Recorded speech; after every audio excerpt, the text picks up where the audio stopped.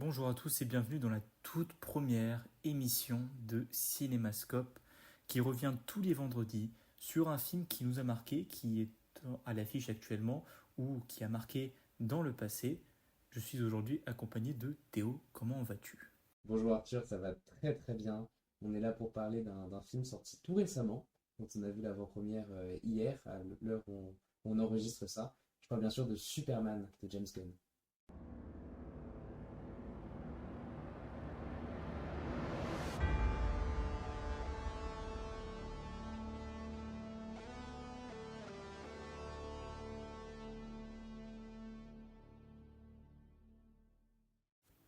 Alors Théo, quelles étaient tes attentes par rapport à ce film? Est-ce que c'était un film que tu attendais beaucoup?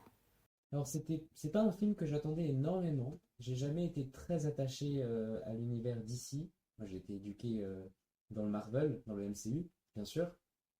Donc j'attendais pas énormément de choses de ce film, mais je me suis dit un renouveau de la saga, ça pourrait ne pas faire de mal, honnêtement.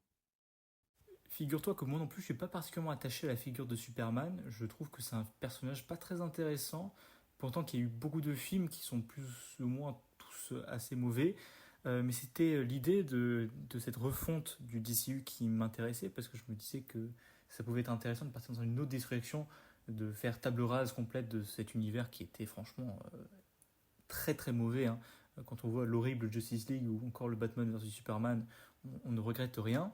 Et surtout que c'est James Gunn qui s'en charge, qui avait déjà réalisé la trilogie des Gardiens de la Galaxie pour Marvel, qui est une trilogie que j'apprécie énormément, et je sais que toi aussi.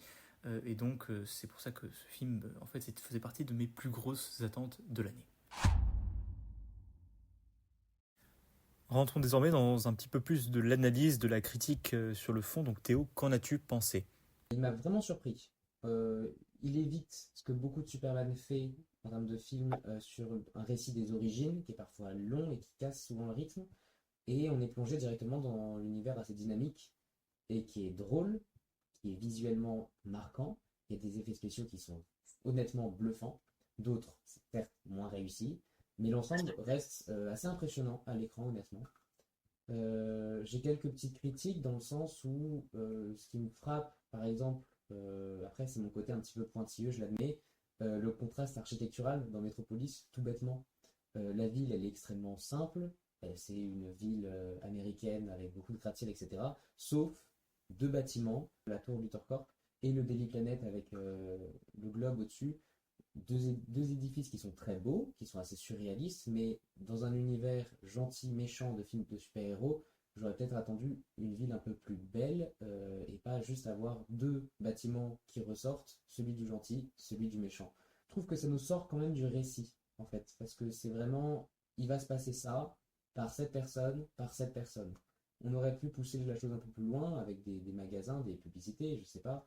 D'un point de vue casting, le Superman est trop naïf. Il est un petit peu trop naïf. Ensuite, on a Rachel Brosnahan qui est honnêtement parfaite en Lois Lane. Le jeu est bon, il y a des belles intentions.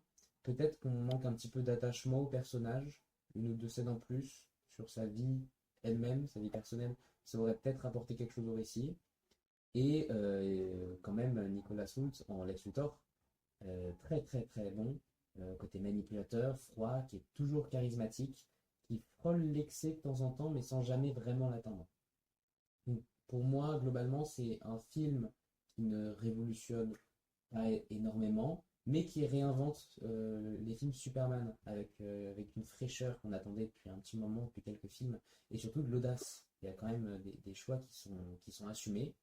Même sans être fan de Superman, vous passerez même un très très bon moment. Et toi, Arthur, qu'en as-tu pensé? Je vais tout d'abord répondre à certains trucs que tu as dit. Tout d'abord, le point sur l'architecture, je le trouve très intéressant parce que je m'étais pas fait la réflexion. Mais maintenant que j'y pense, je trouve que la ville, Metropolis, elle fait très New York années 30, style Avenue des Americas, Empire State Building, tout ça.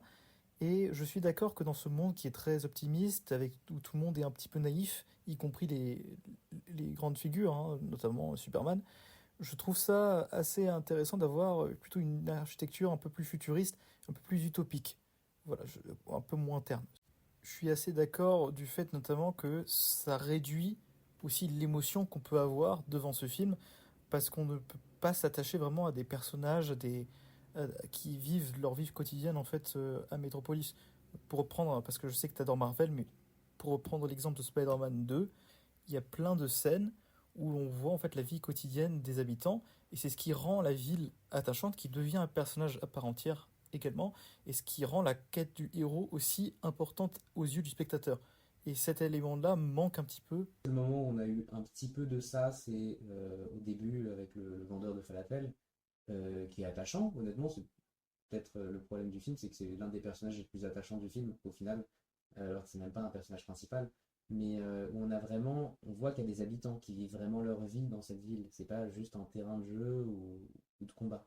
J'ai beaucoup aimé le film, notamment pour son parti pris de base, qui est de faire un univers très lumineux, très enfantin, d'une certaine façon, mais ça marche très très bien, justement parce que ce côté enfantin lui donne tout le charme au film et en fait différencie ce film de super-héros des autres films de super-héros. Et c'est ce que je trouve extrêmement réussi dans ce film, et c'est ce qui rend également le personnage de Superman assez attachant. De plus aussi, ce côté enfantin, c'est ce qui est aussi relié beaucoup au message du film, puisqu'il y a tout un rapport qu'a Superman par rapport aux enfants, c'est qu'il est devenu le symbole de l'espoir, et c'est comment aussi les enfants voient Superman. Et c'est assez méta comme sujet, puisque le film lui-même parle de la vision quand les différents habitants de Metropolis vis-à-vis de Superman. Il y a une grande partie du scénario qui est basée sur ça, c'est ce qui est très intelligemment bien fait dans le film, et c'est ce qui est assez intéressant. C'est une première pour James Gunn qui va dans une direction je ne m'y attendais pas du tout, et c'est ce qui donne tout le charme au film, et aussi ce qui différencie ce film de d'autres films de super-héros. Mais sinon, j'aime beaucoup la photographie, ce côté avec tu vois, un caméraman qui suit Superman, le fait qu'il ait du mal à le suivre, ce qui donne tout le charme à cette mise en scène. La mise en scène, elle est extrêmement bien réussie, parce qu'elle reste très sobre. On voit que James Gunn, il va pas dans des excès, où il va dans des moments slow motion avec Come and Get Your Love de Redbone en fond. Ça reste très sage, donc c'est un petit peu décevant de ce point de vue-là, mais ça garde un petit peu comme la magie de Superman et de James Gunn. Et quand on voit notamment la séquence avec Mister Terrific, elle est absolument géniale.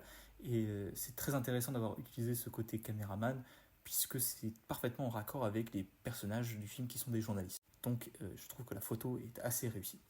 Je suis globalement d'accord dans les plans, ils sont beaux, mais disons que ça révolutionne rien. C'est ainsi que s'achève la toute première émission de Cinémascope.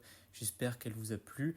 N'oubliez pas de suivre l'émission pour pouvoir entendre les prochains épisodes et découvrir de nouveaux films. On se retrouve très très vite vendredi prochain. À la semaine prochaine.